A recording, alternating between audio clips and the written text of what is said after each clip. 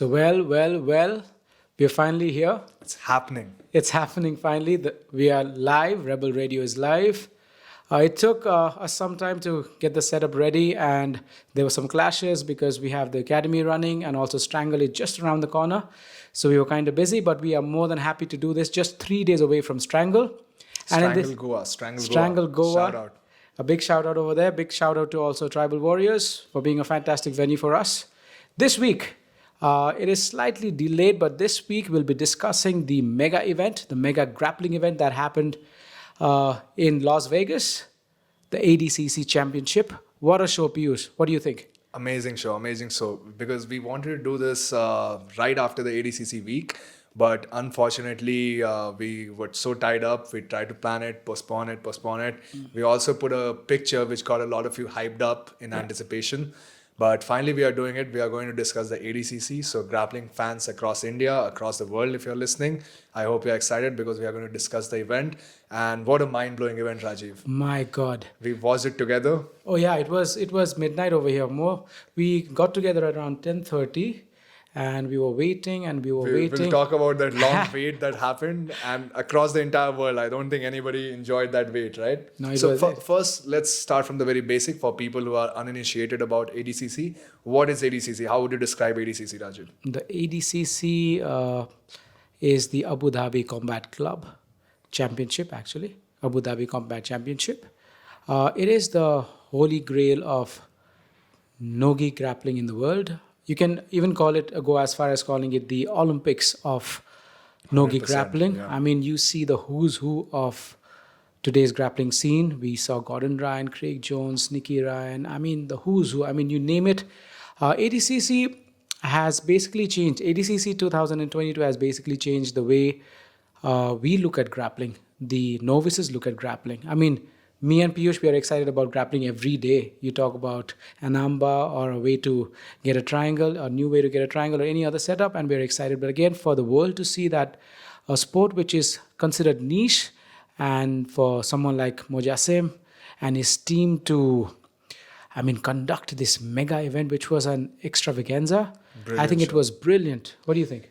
So if you ask me the definition of ADCC, I'll say that an event where every fight is a super fight. I agree. And that's what we got to see this time. So let's get into it. I will say, let's explain how do we get into the ADCC? Getting into ADCC World is, Championship. I think it is even, if you look at the American trials or even the South American trials, I think getting into ADCC is way more challenging than actually the ADCC event in itself. So Jassim and his team, the ADCC Council, if I may call them so, they host trials in Asia. They host Every continent. Every almost. continent, as a matter of fact. Yeah, Asia. Unfortunately, this last year it was cancelled for some reason, maybe COVID. And we were planning to go there, guys. Yes. Like, we were definitely super hyped. We were preparing. We wanted to go to the ADCC Singapore, but unfortunately, it got cancelled and got shifted to Australia. And a lot of us couldn't get the visas on time, or it was very expensive also. It is kind of expensive to go to Australia for all of us. So I think we are looking forward to 2023. 23. It's going to be insane. So as we were discussing, ADCC event is just the face of it. The mega event that happened was just the face of it. What goes behind the scenes is 2 years of prep, because ADCC doesn't happen every year. It happens every 2 years. So after every 2 years, the top guys of the world who've medaled in the ADCC before in the previous tournaments, they get invites. But for the rest of the people or the grapplers, they have to go through a grueling, Yeah. You have to cross that line of fire. oh, it is crazy. I mean, we've seen the South American trials, the Brazil trials. It was insane. Some of the best talents in the world. America, top North American trials. So did you notice how the number of people competing in the trials just increased drastically, like in past 2-3 years? Absolutely. Like 2019, I assume there were like 100 or like 80 people per division. And this time the number crossed 200. It was crazy. Even that showed the trials itself look so high level now, especially the North American ones. Those two are the toughest, the East Coast and the West Coast, the toughest trials out there. Of course.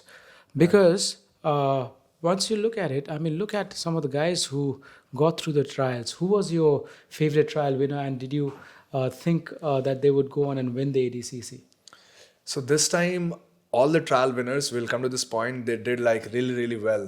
And a lot of them went on to win their division as well. So I think Ruotolo brothers, they Kate won the trial. I'm not sure right now because the trials were so long in the past. Probably they won the East Coast trial, I think they won the West Coast trials, and they ended up winning the division. The Kade Ruotolo ended up winning the division. Apart from that, there were a lot of trial winners from Europe who did like really, really well. Exceptionally well, yeah. And even the Asian trial winner, especially I would give a shout out to Kenta Iwamoto. He had first match, and unfortunately, this is an interesting fact. Whoever wins the Asian trials is ranked the lowest, right? So they have to go against the number 1 seed in the tournament, in the ADCC championship, which is like the winner of the past ADCC. And that was this time JT, and he did really well against him. He pushed the JD past, his limits. And I think that kind of contributed in the demise of JT in the second round against PJ, which was another fantastic match. So let's go down the line and talk about, first of all, let's talk about the audience size. Oh, wow. So if you want to say something. It was crazy. I mean, we've seen this trend in cricket in the country. Obviously, football is really big, and in the Americas, the American football scene, the basketball scene, the baseball scene. But in my knowledge, I don't think we've seen this kind of a setup, first of all, and the kind of crowd, the size of the crowd that had gathered around to see. They were even talking about numbers as high as 12 to 15,000. 15,000. So do you remember in contrast, the Chinese, the one which happened in Beijing, China? It happened in 2030, the ADCC.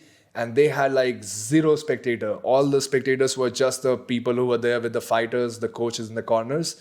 And just like 7 to 8 years removed, just 4 or 3 ADCC removed, we have this massive 15,000 filling the entire Thomas Mack Arena. Yeah. Like that was crazy to watch for me. And the amount of, noise, the din that these guys were creating for every single move, for every single tactical and strategic exchange, that was very good to watch.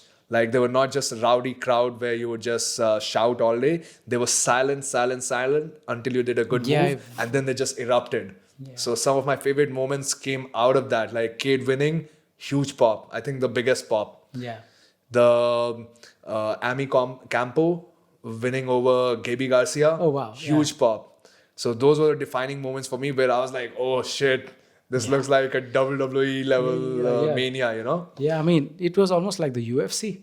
I mean, obviously UFC talks about 50,000, 100,000 people, but for a sport which is absolutely at its infancy right now, even though we have megastars now, it was mind-blowing. So that's what we're trying to do in the country with Strangle. What do you think?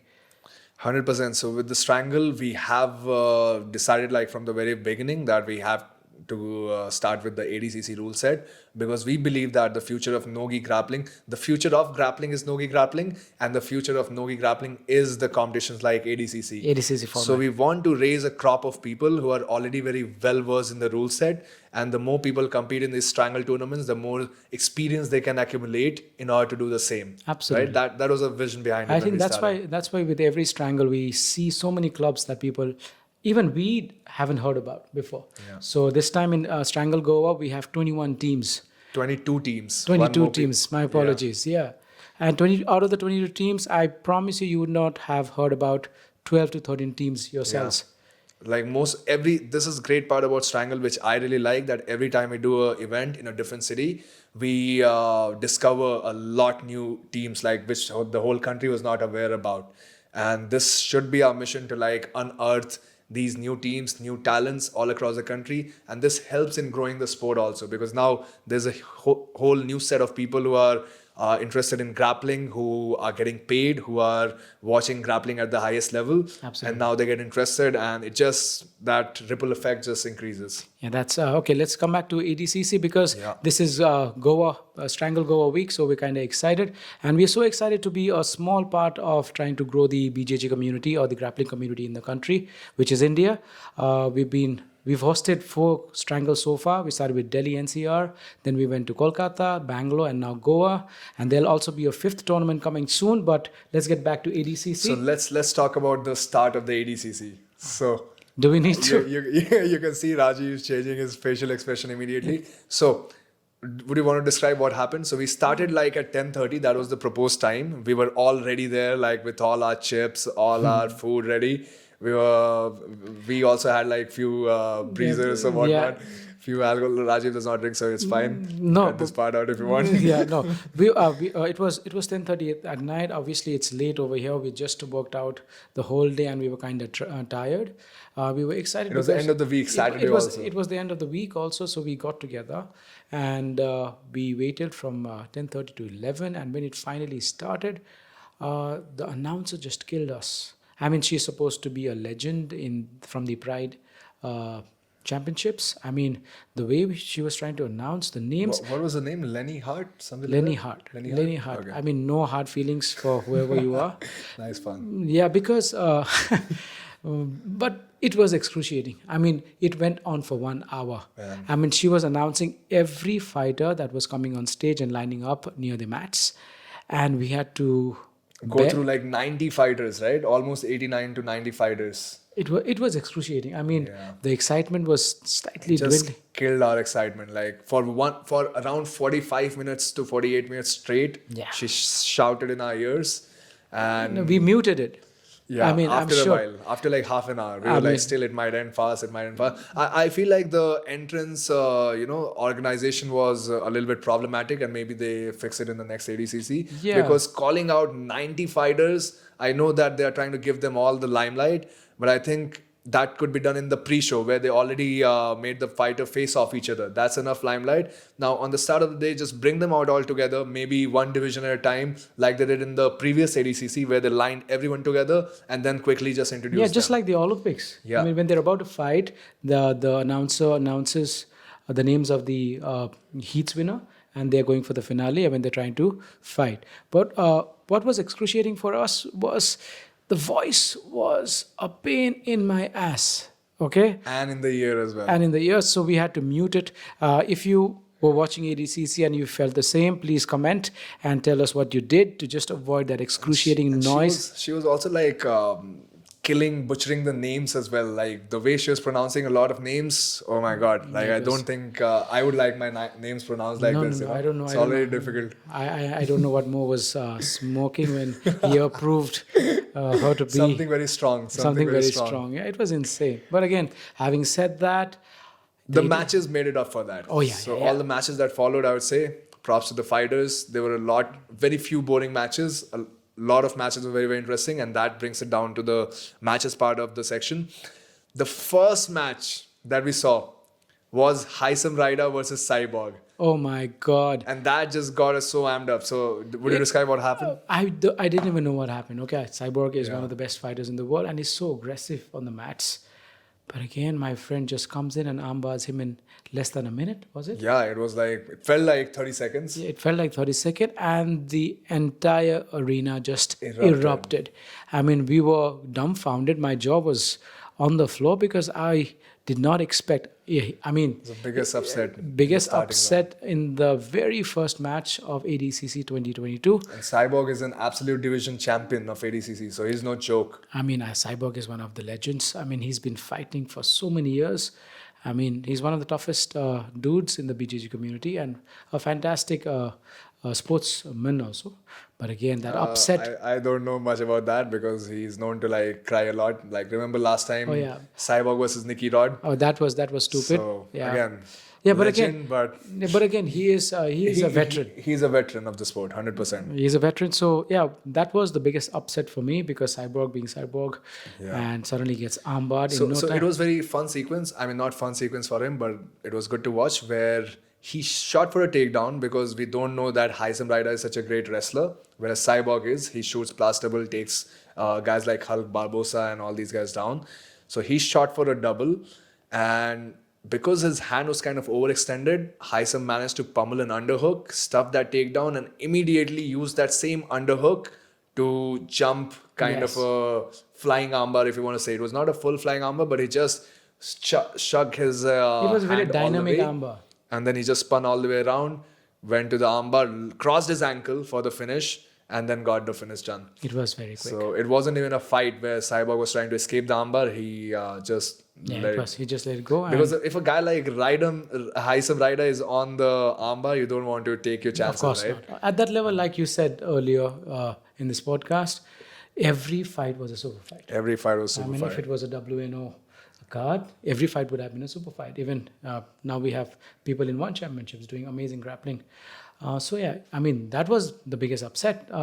So was that your biggest upset of the... No, actually not. So my biggest upset was Gary Tonon losing in the first round. Oh my Who expected that? Come on. I did not. We all thought that Gary Tonon is cutting down from 77 to 66. Last time he was a silver medalist in 77. That means he was the second best grappler. So in 66, everyone was thinking that he would dominate. And again, he gets beaten by someone who people did not count in the match. That was Sam McNally, a European trial winner. So that match, again, that just put me in the shock.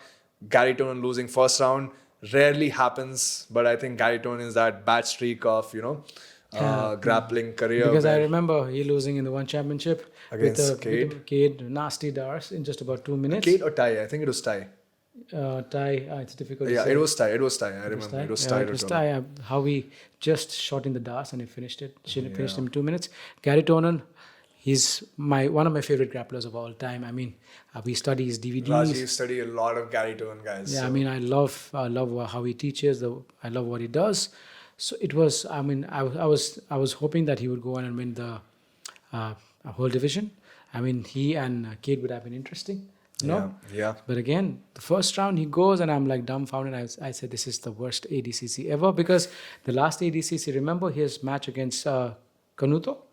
Canuto. Oh my God, that was that was probably the best One match of the best match of the tournament. of Yeah. the tournament. Yeah. So 100%. yeah, ADCC, I agree with you. Yeah. So that was the biggest upset. Another big upset for me was, I think, Ty losing to Joshua Hinger. Oh my God, I was rooting for Joshua because I'm 41 years old. Joshua is much older than Ty. I was definitely not rooting for Hinger, but man, what a way to stop one of the brightest talent of the sport, because Ty was so determined and he tried to do everything to escape that. Like he had a fully Joshua Hinger at one point of time, Yeah. fully locked RNC, and this guy just fought it off.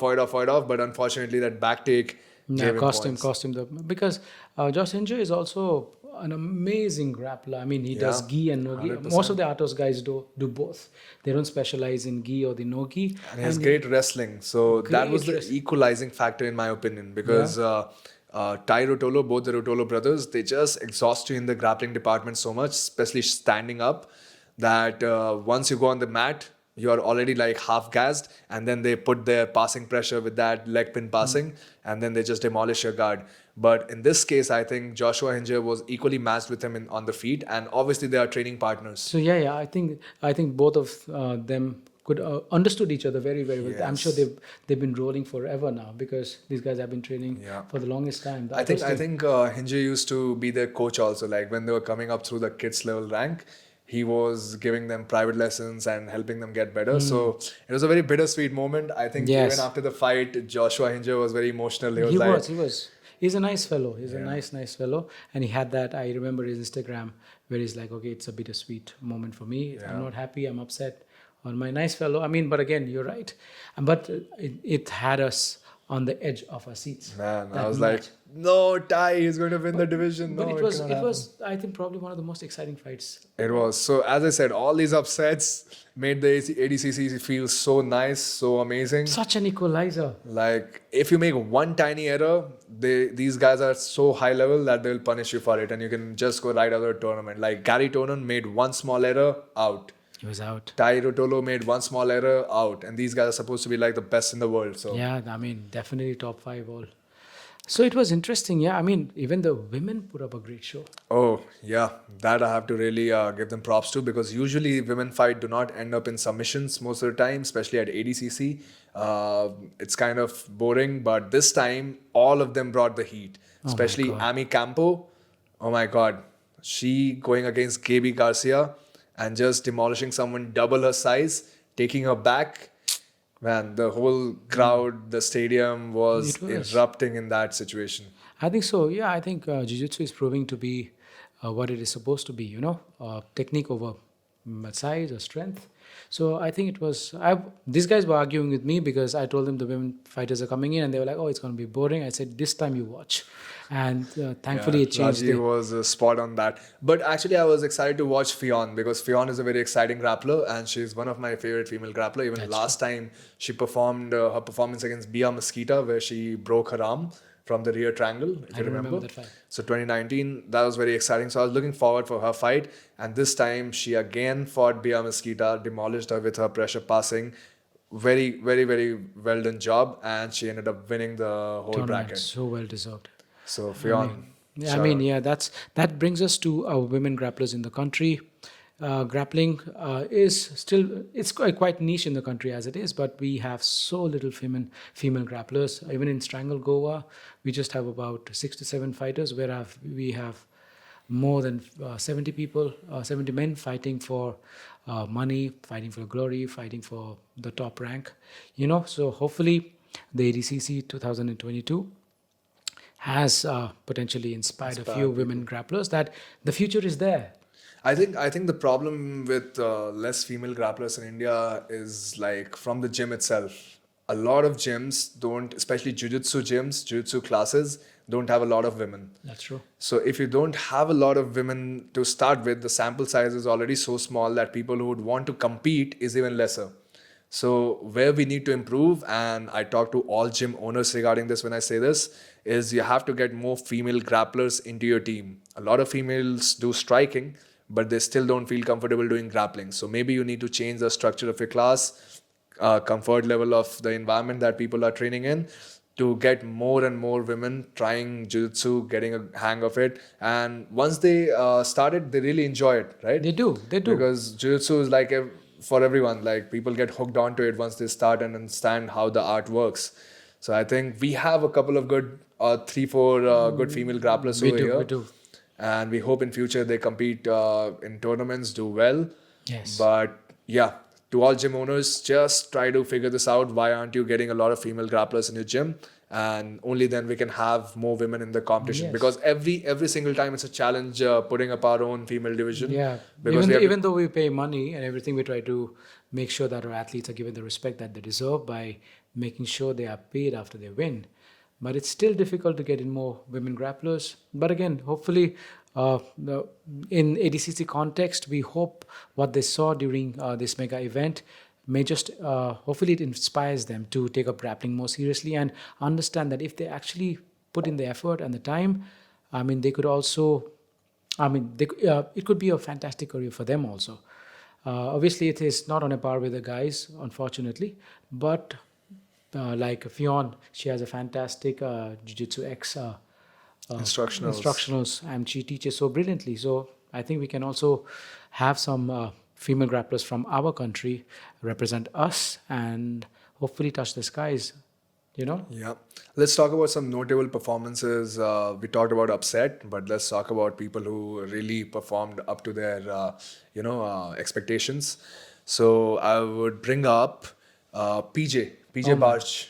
PJ Barsh was insane, bro. So he took out the former champion, 2 times division winner, JT Torres. That was in insane. a killer match. That was and insane. he was also beating Kade till the very, he was dominating that match till the very end when just one error again and he lost to that armbar, brilliant armbar by Kade. Because in my opinion, I think he was out wrestling Kade. He was onto his back, rear body lock, and he was doing really well, countering all his takedowns. Yeah. But just one moment in the match where he tried to like stay on, do a arm drag kind of stuff. And he just And- used the switch. And Kade Ruotolo used a switch and immediately got a hand exposed and then just jumped on that hand, man. It's crazy. That was insane. He got a lot of cool armbar finishes. Hamlock and Giles. All the submissions. Yeah, we'll come to Kade as well. What a brilliant ADCC for this guy. First ADCC that How he old goes is he? to. 18? He's 18. I think he's the youngest ADCC winner now. Yeah. He's the youngest ADCC winner. All 4 matches by submissions. Crazy. That's like cherry on top of the cake, Oh, right? yeah. I mean, his performance was next level. He just came in, brought the heat. Except for the BJ Barch match, I think he dominated most. I mean, he submitted him, so that's what matters, right? At the also end. true. So he submitted Lachlan Giles, he submitted PJ Barge, and in the final he submitted Mika Galvao, out of all people. I was sad. because Mika Galvao You're a is. big fan of Mika Oh, Galwao, I right? love Mika Galvao. I Why, mean, why, he's. why is that? Why do you love Mika I don't know Galwao? because he's the only guy who could beat Tynel Dalpro. Also, I mean, his game. I don't. We don't see. We don't know what to expect out of Mika Galvao when Yeah. he's rolling. Especially, he can hit you with armbars from anywhere. Very, very strong fundamentals, like Yeah, I mean, cinches you from the back, anything. close Anything. guard. I mean, remember that event where we had Brazil versus America? Oh, yeah. How the Brazilians dominated the Americans this time. Even with, oh, we didn't talk about Mason Fowler. Okay. Yeah, people like Mason Fowler was another upset. Yeah, it He was a lost huge to upset, this brilliant guy, Iogun. I don't know how to pronounce his name, so I wouldn't even try. Iogun from, again, European trials winner. Took out him with a heel hook, and he took out another big name with the heel hook. I forget, but yeah, Yeah, it was great crazy. performance by him. So, coming back to where we are, so Kade had a fantastic run. Fantastic run. I think the best performer out of all Yeah, ADCC. and coming back to why I was sad when Mika lost, because I mean, bittersweet again, both great talents, but Mika Galvao has. I've been following Mika Galvao for a long time, and Since he was a kid, right? Like since when he was kid, 12 yeah, year old. yeah. I and mean, all. I once I found out who Mika Galvao was, then I started YouTubing his videos, and he was born to be a champion. He's just 18 years old, a vegetarian, and Yeah. yeah. So when Mika lost, I was It kind was of a sad upset. moment. I'll tell you which was my sad moment. It was Nicky Ryan losing the first round as well. Really? So again, I was expecting him no, to No. It was mine remember too. that. Because Nicky Ryan today, if you're listening by any chance, Nicky Ryan, you Man. are my favorite grappler today. You switched so quick. Yes. No, one of my the favorite because Second favorite, maybe. No, I've been studying the beating videos and the way he outpummels people. His wrestling. His wrestling. Man. His high legging technique. The way he controls people, and how beautifully. Very, he, very precise. Yeah. So sorry. unfortunately, we got the news after his ADCC loss that he had injured his knee again, like the good knee, right? 1 week before before the championship. So I think he just has a bad luck with knee injuries. He already had like 2 surgeries. He's going to get the third one now, as I At said. 21? At 21 years of age, and that can like really demotivate you so much. First of all, because you have to sit out for like what 9 months, 6 Easy. months if you are very lucky. And 9 months is a long time for It's a someone else to long get better time. than you. Yeah. And it's so on the edge today. Everybody's getting better on a daily basis. That's true. That's true. Yeah. I mean, even if they don't get better, just to sit out for that long and not be able to train while all your mates are training, that's incredibly frustrating. So, So Ethan was another upset, bro. Ethan against Josh Cisneros. Oh Man, my God. do you remember that iconic picture of Ethan? I think we'll put it later when we edit it, where he was almost in the back with a body triangle, but the body triangle was just a little bit sideways. Off his And- right hip. Yeah, and he did not get that finish, that point. Okay, so let's quickly wrap it up because our producer here is pointing into the time. Yeah. So I would also like to discuss Giancarlo's performance. Giancarlo Borini, shout out to him. Great performance, 88 division. He cleaned up 2 of the huge names. One was Matheus Diniz in the semifinals, who was the last championship winner. And he did that in emphatic fashion, taking his back, choking him. And then maybe he did not choke him, he just finished him with the points. And then he finished Lucas Barbosa in the finals, again with a back take. Another monster. So what I feel about Giancarlo is he's just a mini Gordon. And He we'll is. talk about Gordon also in a bit Yeah. because he was the star of the whole tournament. All right, guys. We'll take a small break and come back. Thank you. Yeah. And we are back. We are talking about the mini Gordon Ryan. If you want to continue. Giancarlo Borini. So what I feel the best part about his game is he integrates wrestling really, really well into his jiu-jitsu game. And he's so precise. It's almost like watching Gordon at 88 kgs.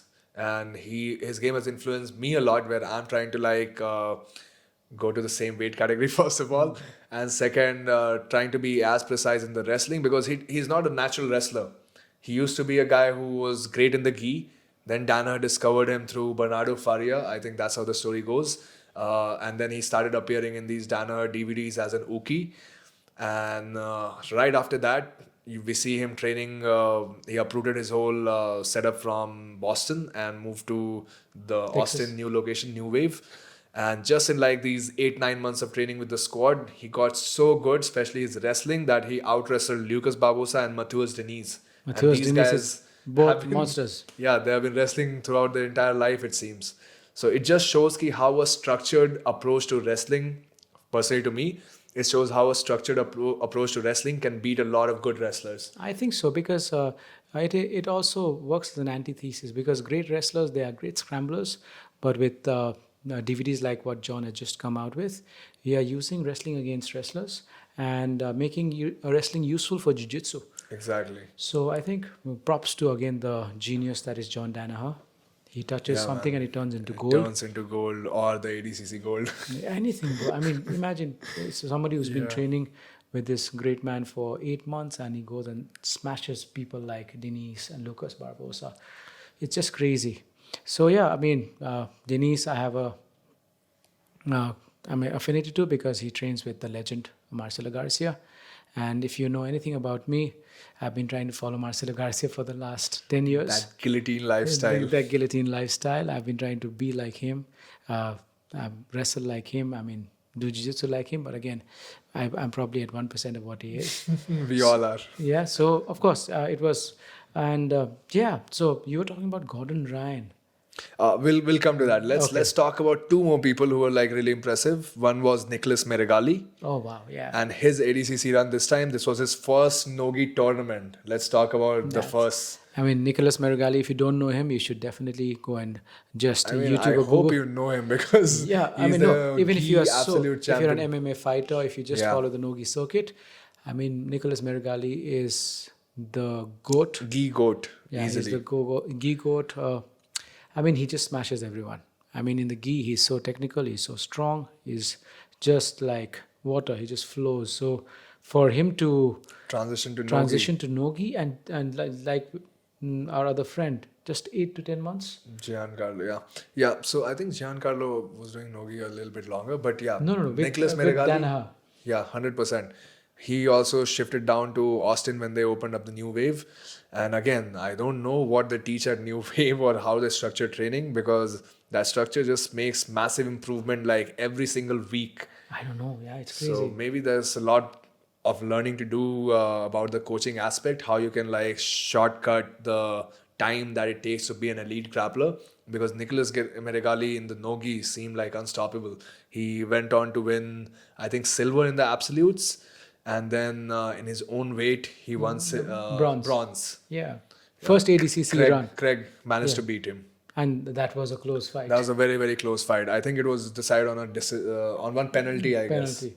Yeah. Yeah. I mean, it was crazy. I mean, props And to... Craig is someone who does Nogi all the time, is a Nogi specialist. I mean, we've been watching Craig for the longest time. You've been following. I've been following Craig Jones.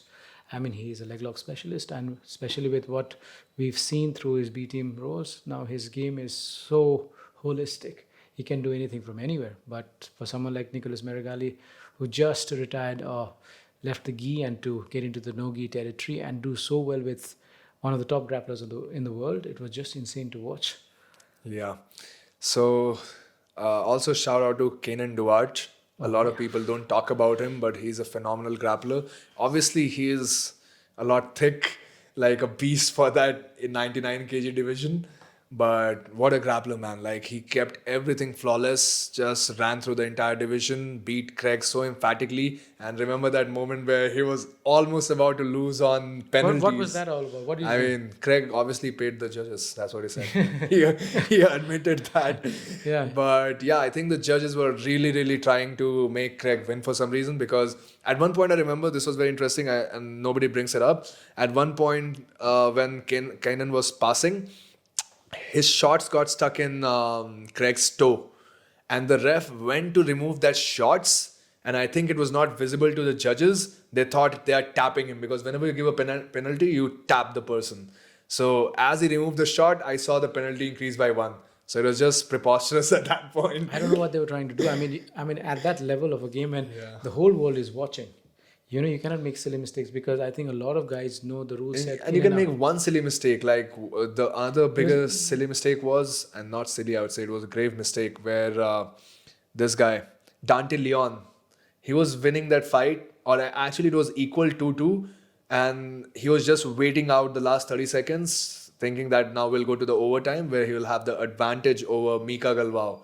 and suddenly, like when 10 seconds were left, the scoreboard switches, takes away his 2 point, makes it 0-2, and what are you going to do in 10 seconds against Mika Galvao of all people, right? You cannot pass his guard. You cannot do anything. 10 seconds. That's too So yeah, less. there were certain lapses, I would say. I mean, like you rightly said, grave lapses, because I think it's everybody's dream to become an ADCC Yeah. champion. I mean, their lives depend on it. They have sacrificed so much just to be in a world stage so that they can do this for a long time and also make a living out of it. It's so difficult for grapplers to, except for the top of the best. I don't think so. Anybody's making a ton of money. So just like anything else, otherwise they'll end up opening academies and becoming coaches, and suddenly their career is kind of over. So yeah, though a lot of fallacies, a lot of biases around grapplers, which was sad to watch in an event like ADCC. Yeah, Yeah. Good thing was there was not a lot of biases, maybe a couple, but those were so big Blatant. that, it was kind of sad to see, especially like the Dante Leon match where he lost. I mean, as you rightly said, people sacrificed like 2 years of their life committed to this one goal. And if you take it away so, like, emphatically from them, so rudely, so it's really sad. It's not right. It's not right, especially when the whole world is watching and they can see what is happening. Yeah. But again, you have to keep shut because ADCC is too big of a name now to go against. Yeah, I think people did criticize them. Like a lot of people Criticism, criticized. yeah, but again, Dante Leon lost. Yeah. I mean, 2 years. I mean, he's going to be fighting to 2024 now. I mean, a lot of people were also suggesting why not we have a video review system, where you can just go back because it's such a big event, such a big decision. Just go back, take your time. The athletes have nowhere to go. They can stay here for 5 extra minutes. Yeah. Take your time, see the replay again as it happens in all the elite sports, Yes. all the high level sports which you want jiu-jitsu to become. So try to, and as Mo said, the production level was super high. So just add that review system that will just increase I think so. I think so. the fairness of the decision. Yeah, and it was. I mean, obviously, it was something that we all aspire to do in the country, and hopefully have some of us from the country represent uh, Indian grappling uh, on that kind of platform. But again, yeah, these things are. That's why Strangle, again, coming back to digressing from ADCC, Strangle, we want to make sure that we are all prepared for the biggest tournament in the world, because EBI rules are kind of simple. No points, just submission. If you don't finish, you get into the overtime where you get the back or the armbar and you win the tournament. It's quite emphatic, but again, it can be a very stalling and a boring format because there is no points for passing. Whereas in ADCC, I think it has to be scrambles after scrambles, because you want to not lose by negatives. You don't want to lose by a single point when you could be winning that tournament and your life could change dramatically. Just like when Lachlan Giles won the bronze medal in the absolute division. After that, he was doing seminars across the world. Craig Jones, the biggest ADCC story. Yeah. Like he beat Leandro Lowe, RIP, and his life changed forever. Yes. Like he became one of the most sought out grapplers, went on a seminar tour, did 75 odd seminars in an Yeah. entire year. So that just changes lives, winning ADCC. And that's what every grappler chases, that dream. Yeah. All right, coming back to the final mega show of the day, that was the story of Gordon Ryan's epic run. Oh my God. So, first of all, we'll just agree here universally that Gordon Ryan is the best Nogi grappler ever. I'm not even talking about right now, but ever. No because no other person has 60 or 70 plus now, I guess, unbeaten streak in Nogi grappling. Okay.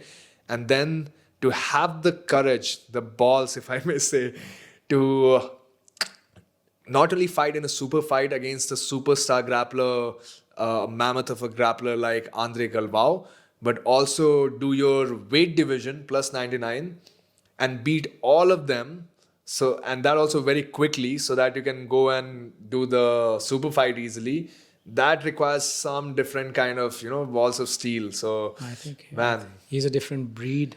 Yeah, I mean, I don't know how you get so good. I don't know, because I remember the first EBI 5, I'm guessing, when he made his debut, a lanky kid, because yeah, obviously he goes to win the ABI, then he wins the ABI 4 or 5 times, then suddenly he becomes the Gordon Ryan that he has become, a larger than life grappler who has a big mouth, runs his mouth wherever, but again he has his skills to back it up.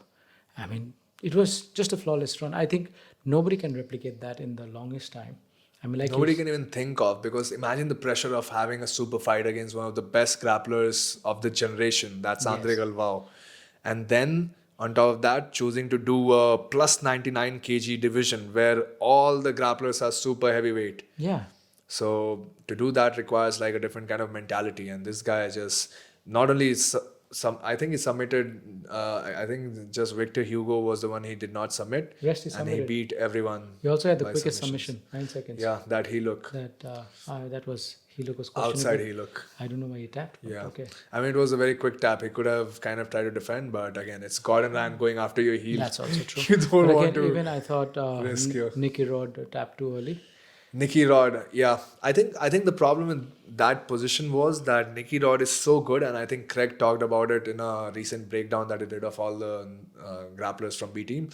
That Nicky Rod is so good in the gym, and he feels so strong that whenever he's in any kind of leg entanglements, he just explodes and gets out of the position, right?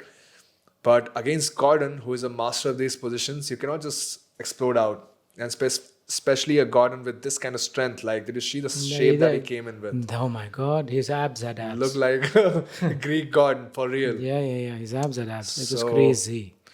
So yeah, he tried. He couldn't do that, and once you cannot do that, that builds a bad habit. Whenever you have habit of exploding out of the leg locks, you do not know technical ways exactly how to escape and navigate through different leg position. So I'm not saying that Nicky Rod is not technical. Oh, he's brilliant. He's definitely technical, training in the best leg lock room of the entire world, I guess.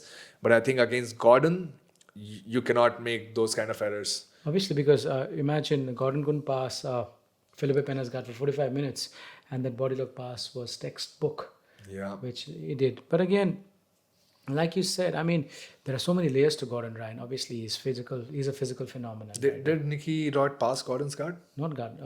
Felipe Pena's guard. Oh yeah, he passed Felipe Pena's guard very easily. Yeah, so Felipe Pena was just like lackluster this ADCC. Everyone, Yeah. even his match with Kade Ruotolo, I guess Yeah. it was. Tai was kind of pushing him so much, pushing him around, it's- even being the smaller grappler. Yeah, it was crazy. It was crazy. I mean, again, another legend. I met at the opportunity to meet with him at the ACBJJ tournament in Russia. Gentleman, huge hands. We just shook hands, and he was kind enough to pose for pictures with us. But yeah, this ADCC, he didn't look. He was not the Felipe Pena. Shadow of the grappler that he Yeah, was. yeah, of course. And I think it's a lot of things which has to do with the events surrounding his life. He lost his best friend, That's true. Leandro Lo, What an and all incident! that. Yeah. So it's a lot taxing mentally, I guess. And if you're not mentally ready, you cannot perform to the best of your abilities. But having said that, let's come down to the showstopper, the main fight that everyone was just looking forward to, the Andre Galvao versus Gordon Ryan match. Yes. So what did you think about that match? Because I've seen Andre Galvao treat Felipe Pena like a little baby and ragdoll him. Remember the possible fight? You I put was him through the announcer table. announcers tables where his rib was hurt. I was hoping that Andre would bring that kind of heat to the table. He definitely took Gordon down with the. Which I think was Gordon's bait, because he did the same thing with Ricky. with Nicky Rod. So I think these guys, even Craig talked about it, they shouldn't have taken the bait, because if Gordon did not pull guard, and it was the finals. In finals, if you pull guard, you suffer a negative point. Yeah. And then you risk the other guy just stalling you out throughout, looking active but not really doing anything. But these guys just took his bait to get a quick takedown, and eventually Gordon also Galvao took him down, and that allowed him to play the guard, because Easy. unless you take someone down and pin their back to the mat, you are not awarded the takedown points. Absolutely not. And also, Gordon's half guard passing is a clinic. I mean, he runs clinic on people. He just once he reverses, once he gets into your half guard, in my opinion, I think it's the end. Or I would say once he gets on top, it's over already. It's the end of the fight. Yeah, he takes you back. He'll finish you 110 out of 100 times. So that was my biggest fear with Galvao going into this match. I did not want him to end up on the bottom of Gordon, because I've studied his passing DVD, and I know how deep that passing system goes. I mean, if you are not aware of it, you are going to get crushed with his passing. And he mixes loose passing, tight passing, half guard passing, body lock passing. man, it's so tough to deal with when he gets on top of you. So the whole battle in my mind was, how does Gordon get on top, and how long will it take for him to get on top? And interestingly, it happened like just in the second exchange. In the first exchange, he attacked a heel hook, which Galvao spun and escaped, which was a correct escape, good escape. But next time when he came in, he got into a single leg exposition. This time did not go for a heel hook, went for a double ankle sweep. I broke this down also on my Instagram, magicman.13. Of course, yeah. Shot You should plug. check his. You should check his. So he went into that double ankle sweep, got on top. As he was getting on top, Galvao turned away to try to pull that leg out, And he's kind of ran over. and he ran directly to the rear body lock. And from there, he did that sweet little foot trip from the side and took him down, and eventually ended up on the top. And it was beginning of the end. Yeah, and then he trapped his hand, bottom hand, Took his back and his back, and slowly but methodically choked him out. Just with one hand. And Galvao didn't even wait for the rear naked choke to sink in. He just tapped here. yeah, he knew it was over long He knew time it was ago. over. But Galvao is a legend in himself. I mean, one of the best coaches in the world today. He's also a coach to some of the best grapplers in the world today. But that fight, I thought Galvao could have Yeah, brought man, it. that fight just cemented Gordon's. Like, I had just a little bit of doubt that what will he do against people who are his size and as strong and as technical. But he showed that he's in terms of technique, he's levels above everyone. Yeah, Gordon Brown is the undisputed GOAT. Nobody can argue that. I don't think so. Anybody can argue with that. Yeah. What's in the future for Gordon Rand now? What should he do? I don't know, because he's conquered the grappling community. I mean, There's he nobody should, left to fight. no, I think he should get into combat grappling. You mean combat Jiu-jitsu. jiu-jitsu? Yeah, yeah. I mean, combat jiu-jitsu is not even a big thing. So he No, what wouldn't I'm saying is want to there waste has his to be something. There has to be some edge, some challenge some challenge for him. where we can watch people slap him.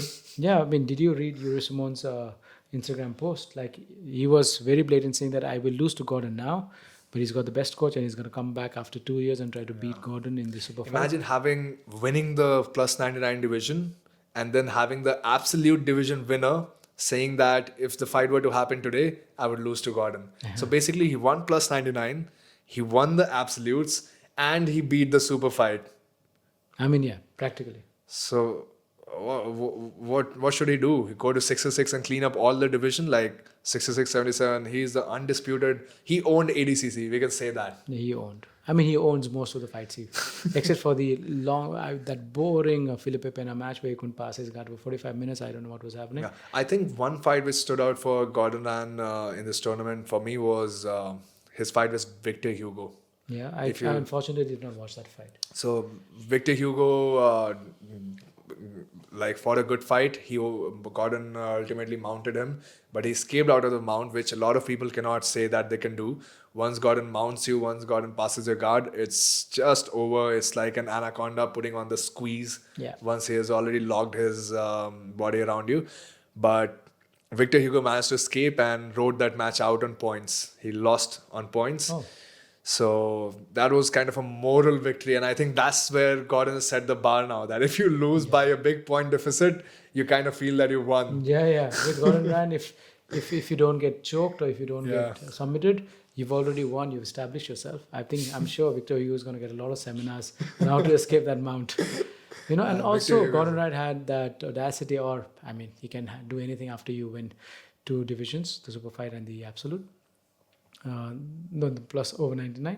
Then he says, okay, I'll give you 20 minutes. He called out Felipe Pena. I'll give you 20 minutes and let's go right here. That's funny because in back of my mind, I was like, oh, what if Felipe Pena comes running to the arena now? What happens? Do we do another fight? But it was so late, I wouldn't have watched anyways. I would be It was like, too bro, late. It was too we late. all know what's the result going to be. Next time, Jassim, let's pick up a central location so that we don't have a time difference of about I 12 don't hours. think they're going to do that because Yeah. it's a live thing in the arena. They'll match it up to the perfect timing for US. yeah. And Mo Jassim also got selected. This is news that broke yesterday, I guess.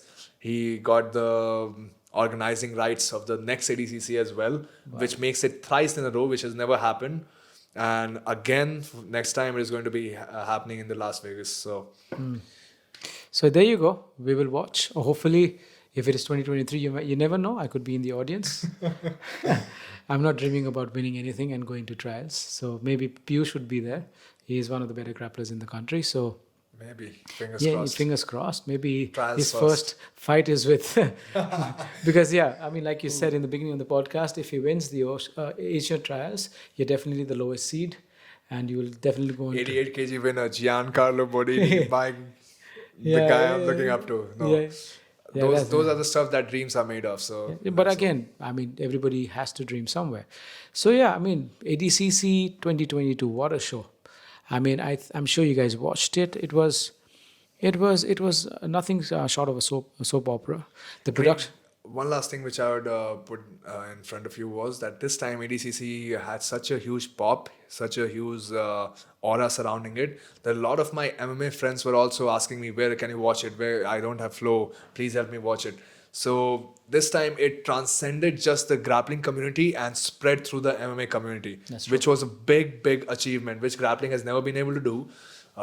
Earlier, they used to have like these grappling superstars like George St. Pierre, Mark Kerr, and all these guys who used to compete, the MMA superstars. But still, it couldn't bring those many MMA eyeballs because it used to be such a low key event in some corner of a stadium. But this time, they did it in one of the biggest stage. The who's who came to watch. There were a lot of people from Europe. All the Joe Rogan was there. Joe Rogan was there. Who was the other famous person who was there apart from Joe? Who was the?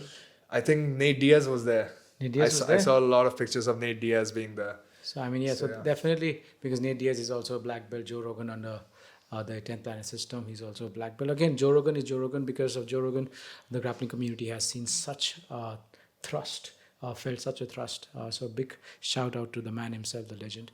So yeah, ADCC is always always going to be the holy grail. So before we cut this podcast, we as a community, a BJJ community in the country, we have to stop this infighting nonsense and get into creating one solid team, because we do have great grapplers in the country. We at least have a handful of them in different divisions.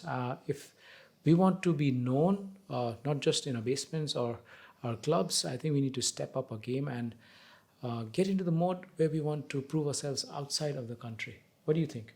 100%. Like, we need to represent India on the global Nogi stage.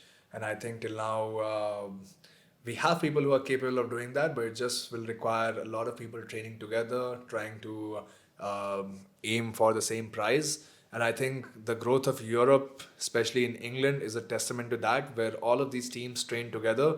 There's a lot less infighting. At least it appears on the surface. Maybe the reality is different. But I think that's the way to go forward, where you all can train together, can help each other level up, instead of just thinking about your own personal egos that, oh, what if this guy beats me in training? What will I... Yeah, I mean, that's so petty, whereas the goal is so big. So Yeah, I mean, nobody cares about you. The world doesn't. You're a nobody right now. Unless you win a ADCC trial or ADCC Yeah. itself, you're a nobody. This is going to be a new initiative from Rebel Radio to unite the jiu-jitsu community in the country, or the grappling community in the country, and the MMA community in the country. If you like such content, just let us know in the comments, or you can also subscribe to the channel and also follow us on our pages. We'll also have a different separate Instagram page for this. Fights. So yeah, also if you want anything else to be discussed in this podcast, Let us please know. feel free to comment or send us a DM or whatever. Also a big shout out to my friend Money. He is the man behind the camera. He's also the man behind my the other podcast that I do, the Rajiv Kade Show. So without him, this would not have been possible. So thank you, Money. And thank you to all my friends. Yeah, let's go. Let's go strangle Goa. And that was the end of the maiden episode of Rebel Radio. You have a good week, guys, and I hope to see you guys soon. Us. Peace out.